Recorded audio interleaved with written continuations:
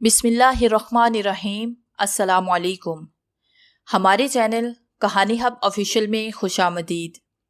नाजरीन, मैं आज आपके लिए इंतहाई खौफनाक और दिलचस्प कहानी लेकर आई हूँ, लेकिन कहानी शुरू करने से पहले आपसे गुजारिश है कि अगर आपने हमारा चैनल सब्सक्राइब नहीं किया तो आप हमारे इस चैनल को सब्सक्राइब कर लीजिए और बेल आइकन को भी प्रेस कर लें ताकि हर नई आने वाली वीडियो बआसानी आप तक पहुँच सके।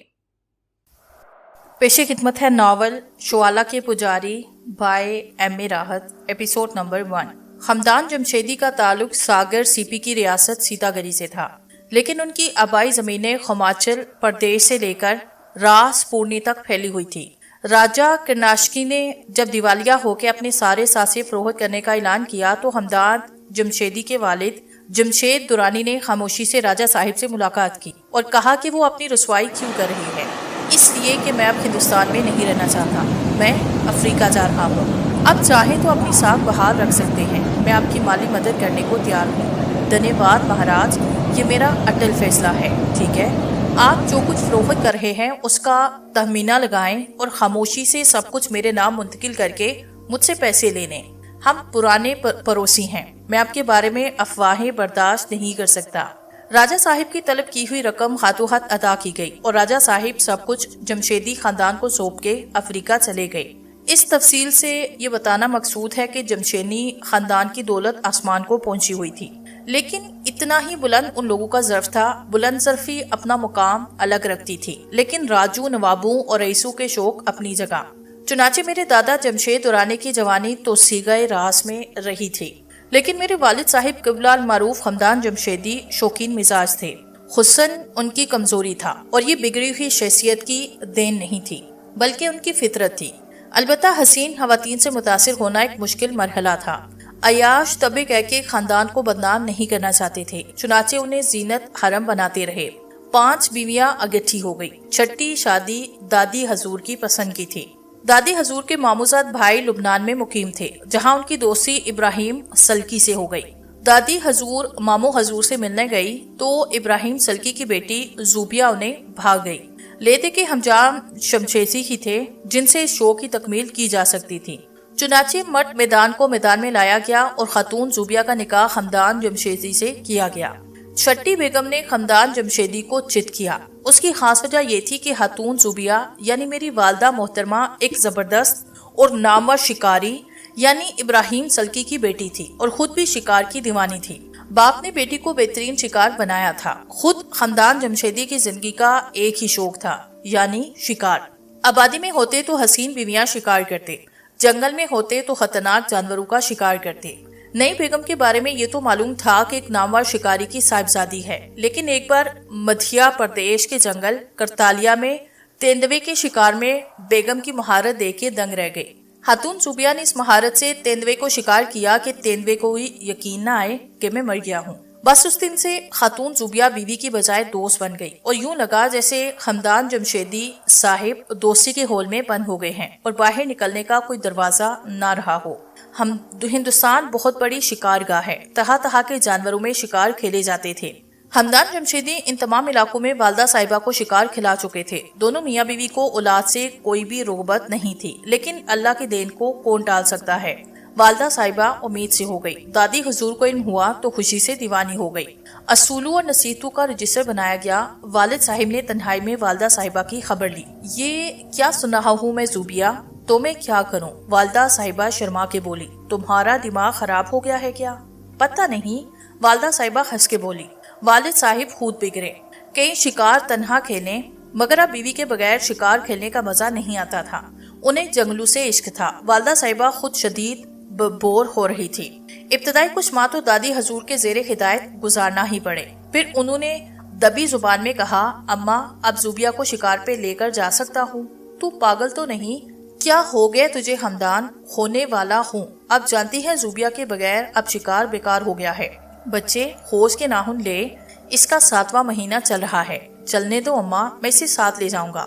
नुकसान उठाएगा बेटा, नफा नुकसान जिंदगी के साथ है। देख मेरी बात मान ले, 2-2.5 महीने की तो बात है। जिस तरह वो यहाँ रहेगी उसी तरह मैं उसे अपने साथ रखूंगा। آپ سے وعدہ کرتا ہوں کہ اسے کسی مشقت میں نہیں ڈالوں گا۔ تیری مرضی بیٹا، واپس کب تک آئے گا؟ ان کی والدہ اور میری دادی حضور نے مجبور ہو کے کہا۔ آپ کے حساب سے 1 ماہ پہلے۔ جا اللہ کے سپرد۔ اور شکاری جوڑا چل پڑا۔ لبنانی نژاد اور شکاری باپ کی بیٹی خاتون زوبیہ جنگلوں میں داخل ہوئی تو بے لگام ہو گئی۔ پہلے ہی حلے میں ایک آدمخور شیر مار گرایا۔ اس شیر کی کہانی بھی عجیب تھی۔ مدھیہ پردیش کے بہت سے دیہاتوں کا راستہ گھنے جنگلوں سے گزرتا ہے۔ یہاں ڈاک کی ترسیل کا کوئی خصوصی نظام آج تک نہیں۔ سرکاری ڈاکیے بیچارے کئی ہفتوں کی ڈاک اکٹھی کر کے سائیکل پہ انہی جنگلوں سے گزر کر دیہاتوں میں جاتے اور ڈاک تقسیم کرتے ہیں۔ ان کے پاس صرف ایک لاٹھی ہوتی ہے جس کے سرے پہ گھنٹی بندھی ہوتی ہے۔ وہ جنگل سے گزرتے وقت اسے بجاتے ہوئے گزرتے ہیں۔ ایک مرتبہ کوئی شکاری کسی جنگل کو مارنے کی فکر میں جنگل کے اندر ایک چھوٹے سے تالاب کے کنارے جھاڑیوں میں چھپا بیٹھا تھا۔ گھنے درختوں کی وجہ سے اس جگہ اندھیرا پھیلا ہوا تھا۔ جب ایک چوپایا وہاں پانی پینے آیا تو اس نے اپنی بندوق سے گولی چلا دی، لیکن جب زخمی ہو کے جانور دھارا تو شکاری کی جان نکل گئی۔ یہ ایک خوفناک شیر تھا۔ شکاری تو بچا کیونکہ وہ تالاب کے دوسرے کنارے پہ تھا، لیکن زخمی شیر بھاگ کے پگڈنڈی پہ پہنچ گیا جہاں سے ایک بدقسمت ڈاکیا گھنٹی بجاتا گزر رہا تھا۔ شیر نے اسے چیر پھاڑ کیا۔ اس کے بعد شیر کو اس گھنٹی کی آواز سے ایسی چڑ ہوئی کہ گھنٹی کی آواز سنتے ہی وہ باہر نکل آتا اور ڈاکیے کو ہلاک کر دیتا۔ یہ داستان حمید نے بھی سنی اور دونوں میاں بیوی مچل گئی۔ یہ تجویز زوبیہ خاندان کی تھی کہ خاندان ڈاکیا بنے اور گھنٹی بجاتا ہوا سائیکل پہ گزرے اور جیسے ہی شیر حملہ آور ہو زوبیہ اسے نشانہ بنائے۔ ان کے قدیم ملازم اور شکار کے حسوسی ساتھی جناب خان نے ان کی تجویز سنی تو بولا، صاحب زندگی کھیلنے کے لیے نہیں گزارنے کے لیے ہوتی ہے۔ درندوں سے کھیلنا عقل مندی نہیں ہوتی۔ میں آپ کو یہ کھیل نہیں کھیلنے دوں گا۔ یار جناب خان، تمہیں لکھنا پڑھنا آتا ہے؟ خاندان نے پوچھا۔ آتا ہے صاحب، تو مجھے لکھ کر دے دو کہ میں کب تک زندہ رہوں گا۔ اس میں کمی بیشی ہوئی تو تمہیں مار دوں گا۔ ہم نہیں سمجھے صاحب، زندگی ایک بار ملتی ہے دوسری بار جاتی ہے، اس میں کوئی تبدیلی ممکن نہیں۔ بیگم صاحب آپ سمجھدار ہو، آپ سوچو، شیر کو اپنا زخم ہمیشہ یاد رہتا ہے۔ دوسری جانب یہ کہ انسان کا گوشت کھانے کے بعد وہ انسان کی طرح چالاک اور خونخوار ہو جاتا ہے۔ آپ ایسے خطرناک جانور سے مت کھیلو بیگم صاحب۔ زوبیہ، یہ جناب خان تمہیں خونخوار کہہ رہا ہے، حمدان نے مزاق کرتے ہوئے کہا۔ جناب خان کی بات کا کوئی برا نہیں مانتا تھا کیونکہ وہ ایک بہادر اور جانثار انسان تھا اور ہر شکار میں ان کا ساتھی ہوتا تھا۔ اکثر وہ ان کی شاندار جیپ ڈرائیو کرتا۔ تم فکر مت کرو جناب خان، ہم ہوشیار رہیں گے۔ زوبیہ بیگم کسی بھی طرح والد صاحب سے کم سر پھری نہ تھی۔ اب ایسا کرو بیگم صاحب، ہم سائیکل پہ گھنٹی بجاتے نکلیں گے، آپ دونوں لوگ بندوق چلاؤ گے۔ جناب خان کی یہ بات بھی نہیں مانی گئی اور دونوں نے وہی کیا جو انہیں کرنا تھا۔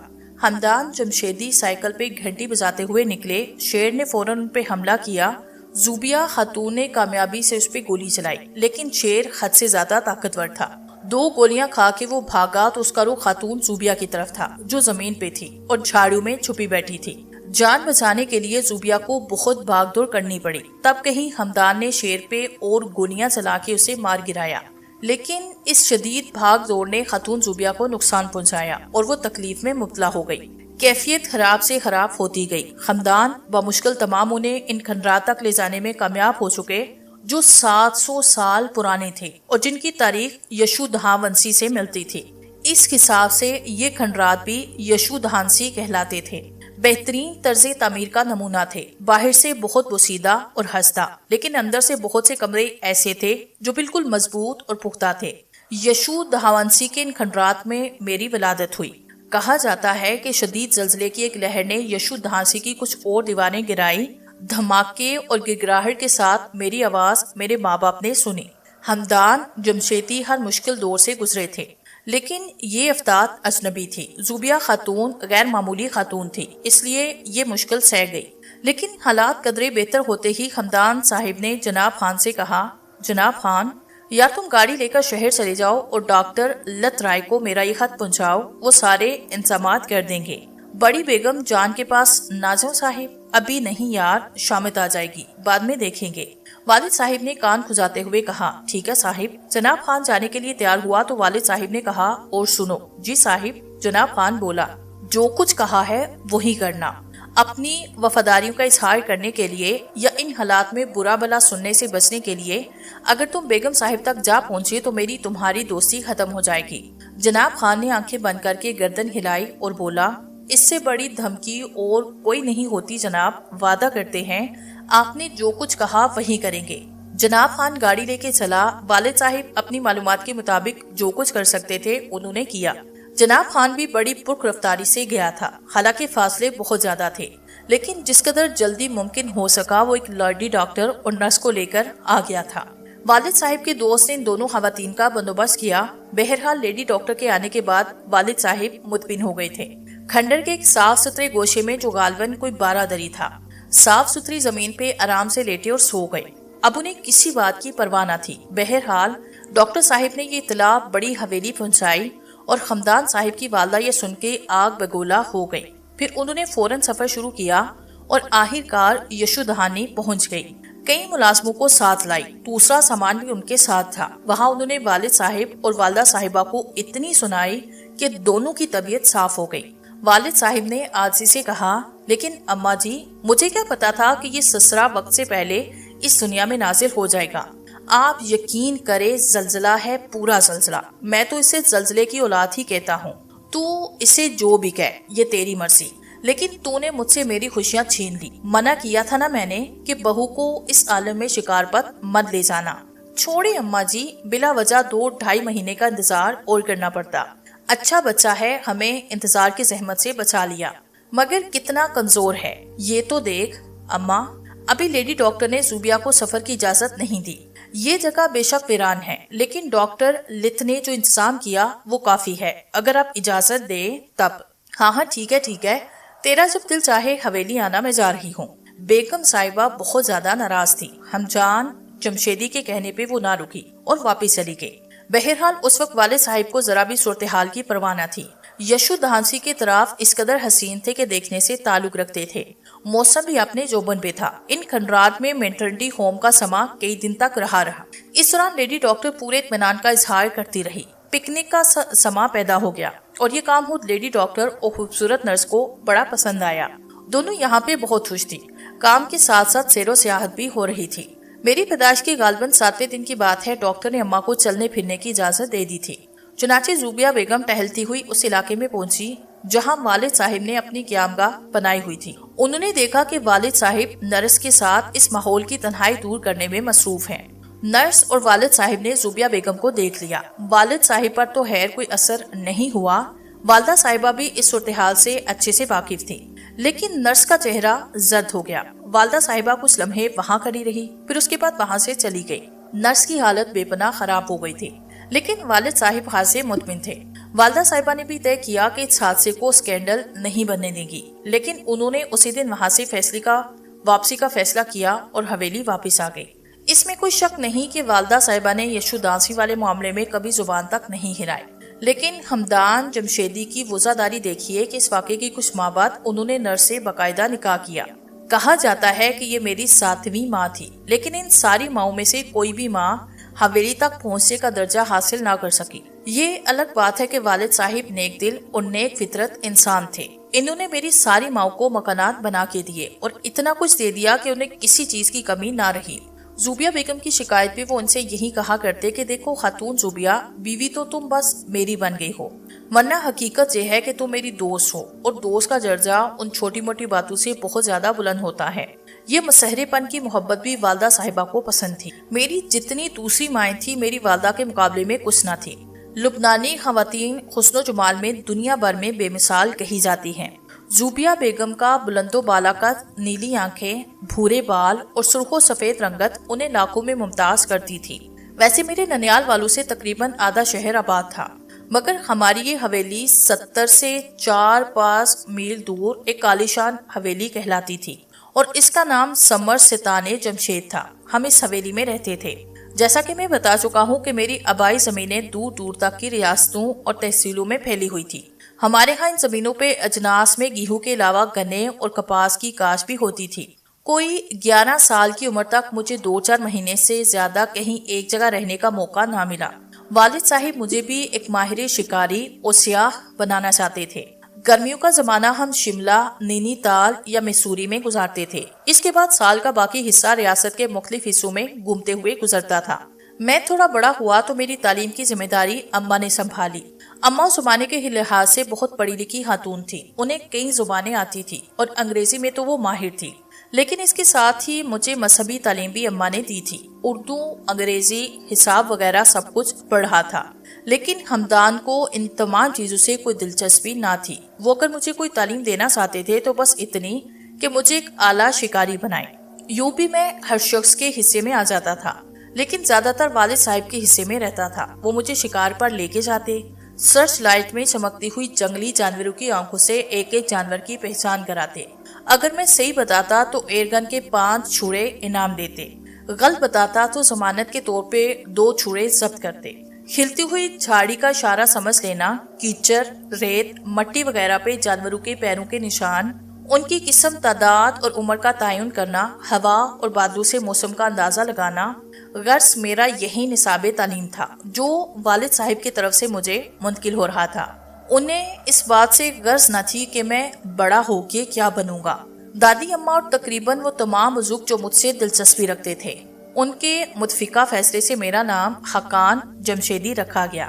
ان کے خیال کے مطابق اس نام میں ایک وقار چھپا ہوا تھا۔ بہرحال 11 سال کی عمر تک میں کھیتوں کھلیانوں میں، ہریلوں میں فاختاؤں اور کبوتروں پہ ایئرگن چلاتا رہا، یا پھر والد صاحب کے شکار کیے ہوئے جانوروں کی پیمائش کرتا رہا۔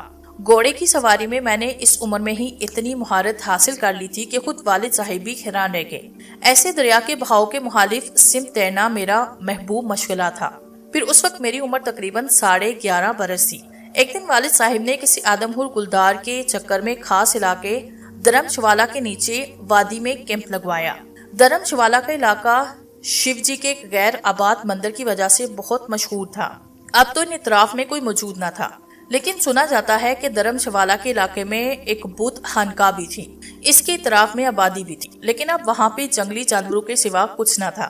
ویسے درم شوالا کا علاقہ اس قدر خوفناک اور پرشکوہ تھا کہ اس کے بارے میں صحیح الفاظ میں بیان نہیں کر سکتا۔ وہاں اس پرشکوہ اور خانقاہ کے کھنڈرات اب بھی موجود تھے۔ ان کی عظمت اور خوفناکی اس قدر بے مثال تھی کہ اس کا تذکرہ صحیح الفاظ میں نہیں کیا جا سکتا۔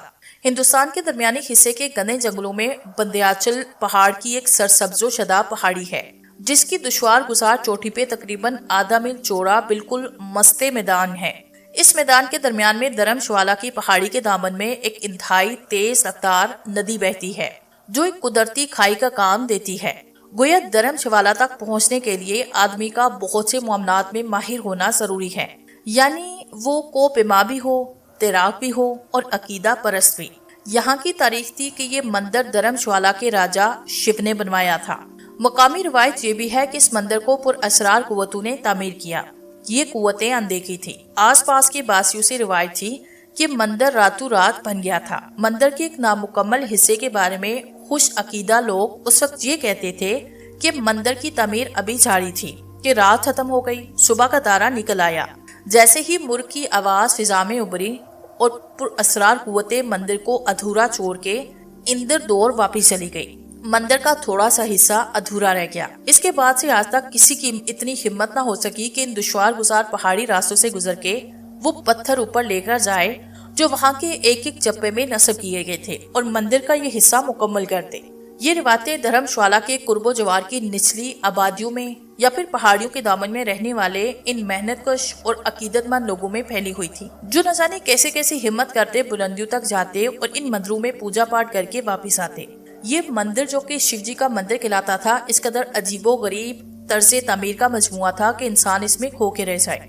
پتھروں کو ایسے نصب کیا گیا کہ لگتا ہی نہ تھا کہ یہ پتھر آپس میں کسی چیز سے جڑے ہوئے ہیں، بلکہ یہ سارے کے سارے فضا میں معلق ہوتے تھے اور بلا ہندوستان میں رہ کے ایک ایسی جگہ جہاں کبھی کبھی باقاعدہ سرکاری طور پہ غیر ملکی وفد آتے تھے، وہاں تک پہنچنے کی ناکام کوشش کر کے واپس چلے جاتے تھے۔ ہمدان جمشیدی نہ پہنچے، یہ کیسے ہو سکتا تھا؟ اپنے دلیر بیٹے حقان کو ساتھ لے کے وہ جب بلندیوں پر اوپر پہنچے اور درم شوالا کے بدھ خانقاہ اور شیو مندر کی زیارتیں کرائی تو اس کی ویرانی اور وحشت زاکی نے مجھے اس درجے متاثر کیا کہ کچھ دیر کے لیے میری قوت گرائی سلب ہو گئی، میری آواز حلق میں رک گئی، میری آنکھیں مکمل طور پہ ہر چیز کو نہ سمجھنے کے باوجود کچھ ایسے عالم میں کھو گئی کہ خود مجھے بھی اس کا اندازہ نہ ہو سکا۔ یہ شام کا وقت تھا۔ پرندوں کی مسلسل بولنے کی آوازیں اور ہوا کی نغمہ بار سرسراہٹ سن کے یہ محسوس ہوتا تھا جیسے کسی جلتی ہوئی چتا کے گرد مرنے والے کے عزیز مدھم آوازوں میں رو رہے ہوں۔ اس میں کوئی شک نہ تھا کہ والد صاحب نے چھوٹی سی عمر میں مجھے اتنا کچھ دکھایا کہ میرا دل اپنے سائے سے بہت زیادہ بڑھ گیا تھا۔ میں دلیری کے بہت سے مظاہرے کر چکا تھا اور سب یہ بات مانتے تھے کہ میں اپنی عمر سے کہیں زیادہ دلیر ہوں، مگر اس وقت یہی دل چاہ رہا تھا کہ یہاں سے واپس چلا جاؤں۔ یہ بات میں اچھے سے جانتا تھا کہ میرے والد مجھے دنیا کا بہادر ترین آدمی دیکھنا چاہتے ہیں۔ انہوں نے اس کا اظہار بھی کتنی بار مجھ سے کر دیا تھا، اس لیے بس شرما حضوری میں ان سے یہ جملے نہ کہہ سکا کہ ابا جان واپس چلیے، بلکہ میں اپنے خوف پہ قابو پانے کی کوشش کر رہا تھا۔ تھوڑی دیر کے بعد مجھے اس میں کامیابی ہو گئی۔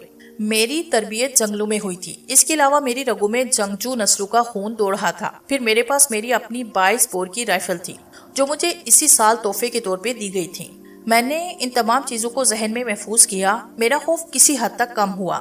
بہرحال ہم دونوں چڑھائی کی وجہ سے دھرم شالہ تک پہنچتے پہنچتے پسینے میں شرابور ہو گئے۔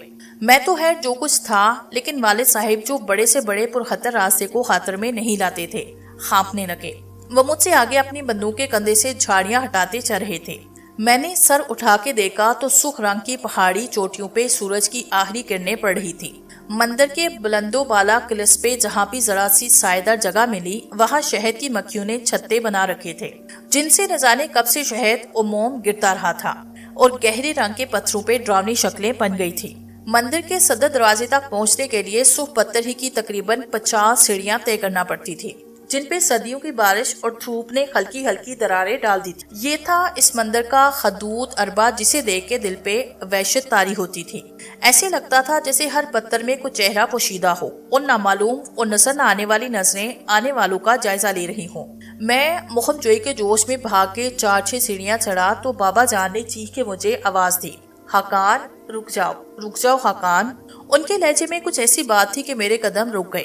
میں نے مڑ کے دیکھا، انہوں نے رائفل کا سیفٹی کیچ کر دیا تھا، فائٹ کرنے کے لیے تیار کھڑے تھے، لیکن میری سمجھ میں نہ آیا۔ البتہ باپ کی سواس کو میں نے غیر معمولی سمجھا اور آہستہ سے الٹے پیروں چلتا ہوا ان کے پاس پہنچ گیا۔ میں ابھی ان سے سوال ہی کرنے والا تھا کہ انہوں نے ایک انگلی اٹھائی اور پھر آہستہ سے بولے، پیچھے پیچھے۔ میں نے پلٹ کے دیکھا، ہمارے پیچھے پیپل کا ایک پرانا تناوار درخت تھا۔ ہری اپ، بابا نے سرگوشی کے انداز میں کہا۔ مطلب یہ تھا کہ میں درخت پہ چڑھ جاؤں۔ میں نے رائفل کندھے پہ لٹکائی، پھرتی سے درخت پہ چڑھنے لگا۔ ان تمام چیزوں پہ مجھے عبور تھا اور میں کہیں بھی مار نہیں کھاتا تھا۔ بابا جان کی محنت نے اور میرے شوق نے مجھے آتش بنایا۔ بہرحال میں آتش پہ چڑھا، پھر درخت کی ایک شاخ پہ چڑھ کے میں نے دیکھا کہ بابا جان سیڑھیاں چڑھ کے مندر کے صدر دروازے میں داخل ہو چکے ہیں۔ میں شدید حیرت کا شکار تھا۔ میں نے مندر کے پتھریلے فرش پہ ان کے قدموں کی آواز دور ہوتے سنے۔ اس کے بعد چڑیوں کی گونج اور ہوا کی سائیں سائیں کے علاوہ مجھے کوئی دوسری بات سنائی نہ دی۔ میرے لیے یہ انتہائی حیرت کی بات تھی کہ بابا جان نے مجھے درخت پہ چڑھایا اور اپنے آپ کو نہ جانے کہاں لے گئے۔ مجھے درخت پہ بیٹھے بیٹھے تقریباً 20 منٹ گزر گئے۔ میں سوچ رہا تھا کہ اب مجھے کیا کرنا چاہیے۔ بابا جان کی خبر گیری ضروری تھی۔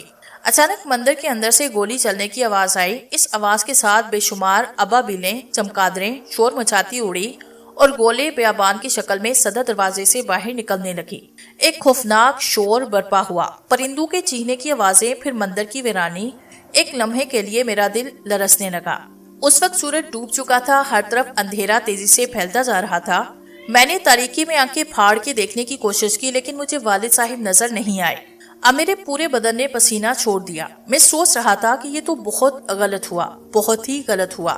پتہ نہیں کیا قصہ ہے، اور سب سے بڑی بات یہ تھی کہ والد صاحب کی اس قدر طویل گمشدگی نے مجھے پریشان کر دیا۔ یہ کیا ہوا؟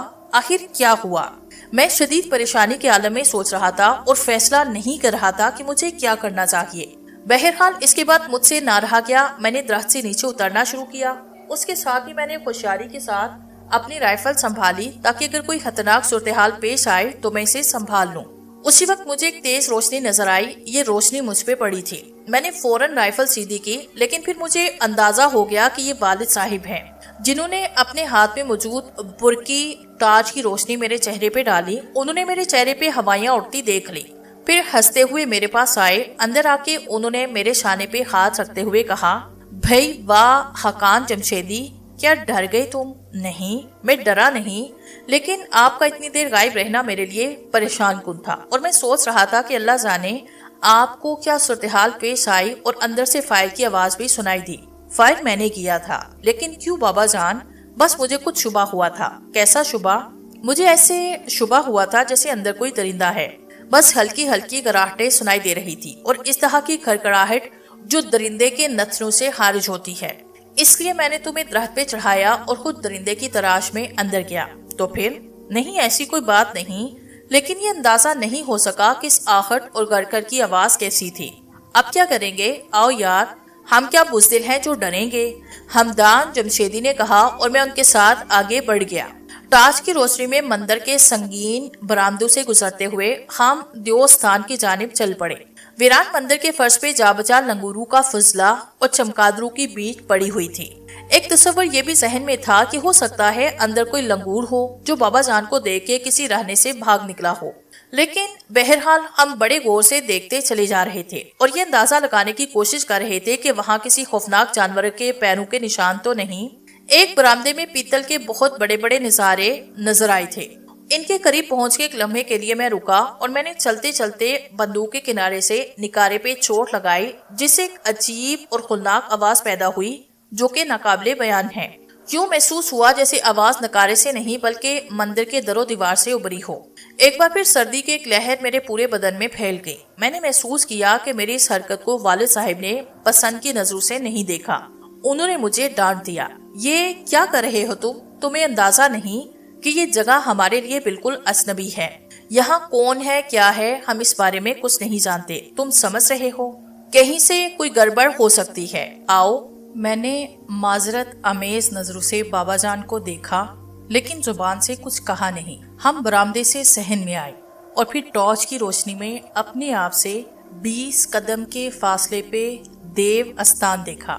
تقریباً 11 فٹ اونچے اور 30 فٹ چوڑے سنگ مرمر کے چبوترے پہ شیو کی مورتی آلتی پالتی مارے بیٹھی تھی۔ دیو استھان پہ جگہ جگہ کاہی جمی ہوئی تھی اور وقت نے پتھروں میں دراریں ڈال رکھی۔ میں پورے یقین اور اعتماد سے کہتا ہوں کہ اس وقت اس ماحول اور اس مندر کے اندر کی ہیبت ناکی کو دیکھتے ہوئے عام دلوں کی حرکتیں بند ہو جانا معمولی سی بات تھی۔ وہ بلند و بالا سنگین مجسمہ جس کی لمبائی چوڑائی کی تفصیل میں ابھی آپ کو بتاتا ہوں، ناقابل یقین ہیبت کا مالک تھا۔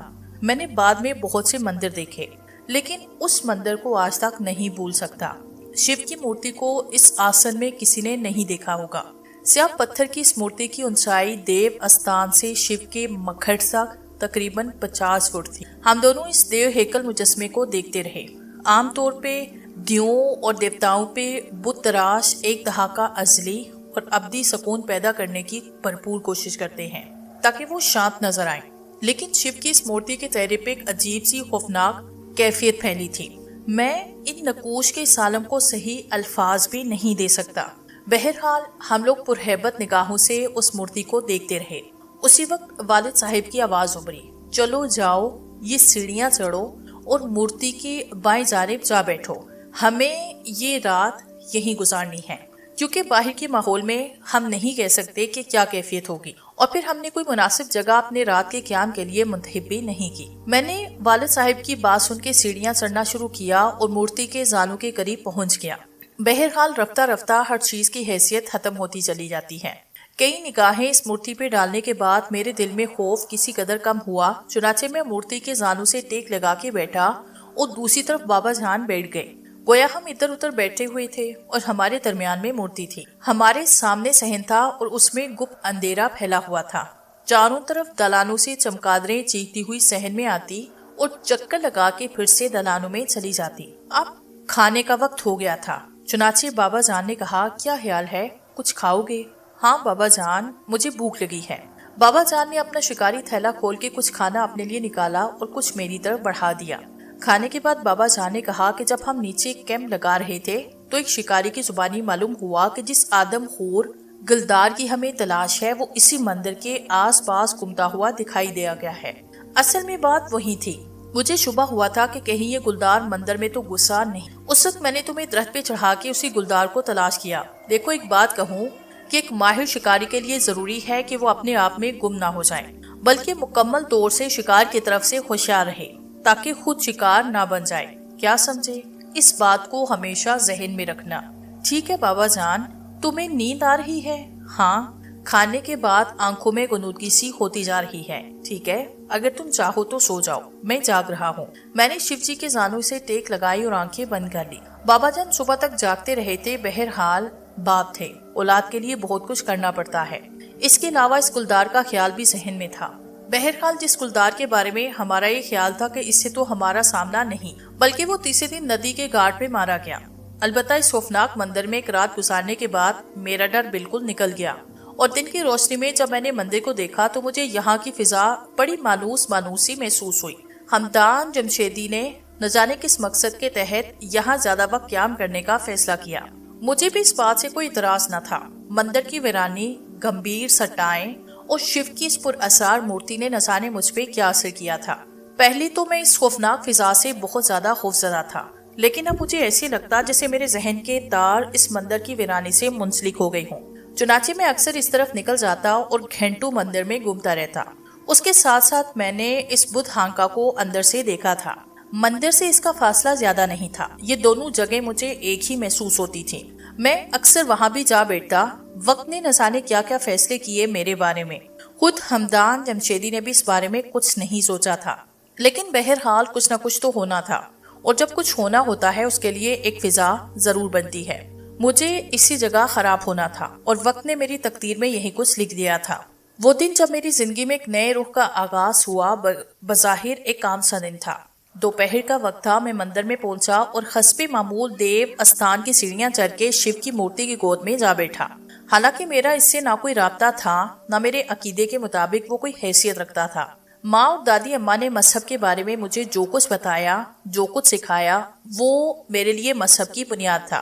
یہ الگ بات ہے کہ باپ کی طرف سے مذہب کی طرف زیادہ رغبت نہ ہونے کی وجہ سے میں کبھی اس بارے میں نہیں سوچتا تھا، بلکہ ایک خاص دنیا دار انسان تھا۔ بلکہ انسان تھا بھی کہاں، ابھی تو میری ذہنی نشوونما ہو رہی تھی۔ شیو کی اس مورتی کو گود میں بیٹھ کے نہ جانے کیوں مجھے ایک عجیب سے سکون کا احساس ہوا۔ غالباً یہ وہاں کے ماحول کی ٹھنڈک اور دل سے اس پرہیبت جگہ کا خوف نکل جانے کی وجہ سے تھا۔ یہ سب کچھ مجھے بڑا اپنا اپنا سا لگنے لگا۔ وہاں بیٹھے بیٹھے میں سو گیا، چونکہ دوپہر کا وقت تھا اور باہر گرمی تھی، لیکن یہاں اندر کا ماحول بالکل مختلف تھا۔ اسی نیم غنودگی کے عالم میں مجھے ایسے لگا جیسے قدموں کی کوئی چاپ کہیں دور سے ودیا استھان کی جانب بڑھ رہی ہے۔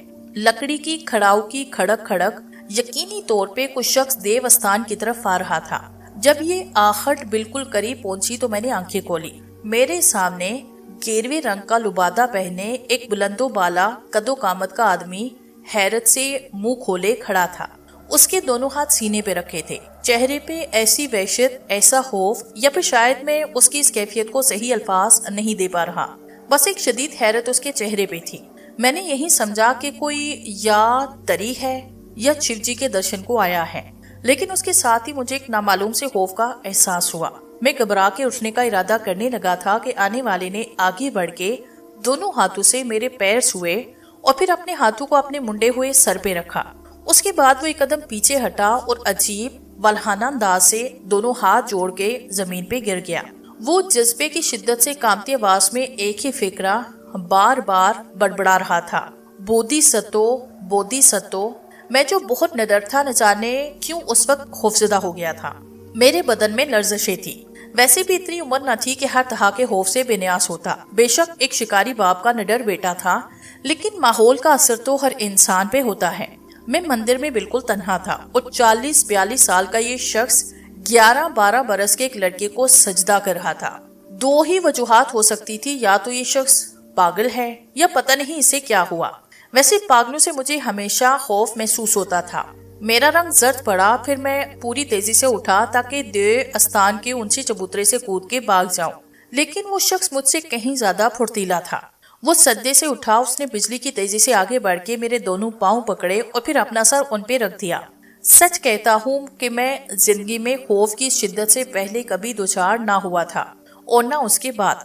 میں نے اللہ سے ہمیشہ یہ دعا مانگی کہ پھر سے اس خوف کا شکار نہ کرے۔ कुछ देर के बाद उस शख्स ने मेरे पैरों से अपना सर उठाया, कुछ कदम पीछे हटा, फिर अपने हाथ को बांध के कहने लगा, लोकनाथ धर्मराज, मैंने आपको पहचान लिया। कह दीजिए कि आप ही बोधिसत्व वस्कोपाली हैं। आप ही हमें निजात दिलाने वाले हैं। हमारे पांचवें और आखिरी पुत्र महतर बुद्ध है। कह दीजिए बोधिसत्व, मान लीजिए हमारी बात, मान जाइए बोधिसत्व। वो अजीब तरह की वल्हाना खुशियों और गमनाक कैफियतों में डूबा हुआ था। उसकी आंखें मेरे चेहरे पे गिरी हुई थी और वो मेरे चेहरे को तके जा रहा था। देखो, तुम न जाने क्या कह रहे हो, मेरी समझ में कुछ नहीं आ रहा। मैं तो खाकान जमशेदी हूँ, अपने बाबा जान के साथ शिकार खेलने आया हूँ। मैंने बामुश्किल कामती आवाज में उसे मुखातिब किया। गेरवे कपड़े पहने वाला ऐसे मुस्कुराया जैसे उसे मुझसे इसी जवाब की तवक्को थी। उसने खोले से कहा, बोधिसत्व, आप शिकारी हैं और अगले पिछले तमाम जन्मों की आत्माएं आपका शिकार हैं। मैं गाशर परम के महान बख्शतू का सेवक संधोरती हूँ, सावधानी हूँ, आपके शरण में आता हूँ। ये कह के वो अकड़ू बैठा और हाथ आगे बांध के झुका और आंखें बंद करके न जाने क्या क्या बड़बड़ाने लगा। एक अजीब सी लय में उसने कहा, जो अल्फाज मेरी समझ में आए वो ये थे, तवा शरणा गच्छामी। मुझे बाद में ये बात मालूम हुई कि ये बुद्ध मत के मुकद्दस कलमात में से हैं।